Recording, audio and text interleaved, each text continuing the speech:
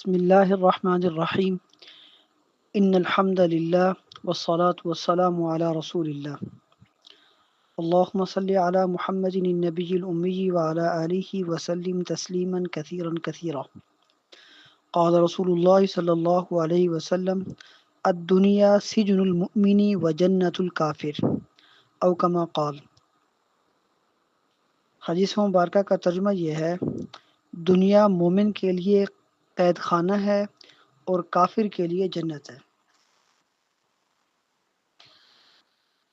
دنیا کی زندگی مومن کے لیے قید خانہ ہونے کا مطلب کیا ہے؟ اس کا مطلب یہ ہے کہ مومن کے لیے دنیا کی زندگی قید خانے کی مثل ہے، یعنی جس طرح قیدی اپنی زندگی آزاد ہو کر اپنی مرضی سے نہیں گزار سکتا، اسی طرح مومن بھی دنیا میں اپنی زندگی آزاد ہو کر اپنی مرضی سے نہیں گزارتا، بلکہ ہر معاملے میں اللہ پاک کے حکم کو سامنے رکھتا ہے۔ دوسرا مطلب یہ ہے کہ قیدی جیل خانے میں دل نہیں لگاتا اور اس کو اپنا گھر نہیں سمجھتا، تو اس طرح مومن بھی دنیا میں اپنا جی نہیں لگاتا۔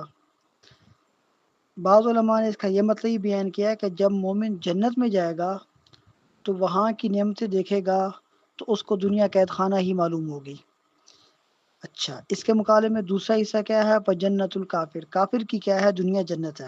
اس کا مطلب کیا ہے کہ کافر کے لیے کہ کافر دنیا میں زندگی آزاد گزارتا ہے، جس کام کا جب دل چاہا کر لیا، اور اسی دنیا کو وہ اپنا گھر سمجھتا ہے، جس طرح مومن جنت کو اپنا مسکن اور گھر سمجھتا ہے۔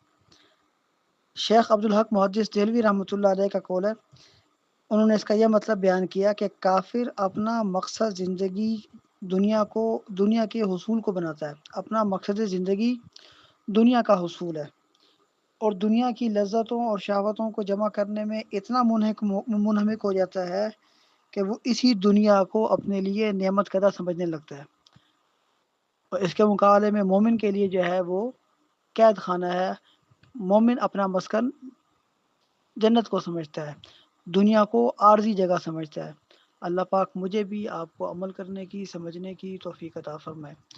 اللہم صلی علی محمد النبی الامی وعلی آلہ وسلم تسلیما۔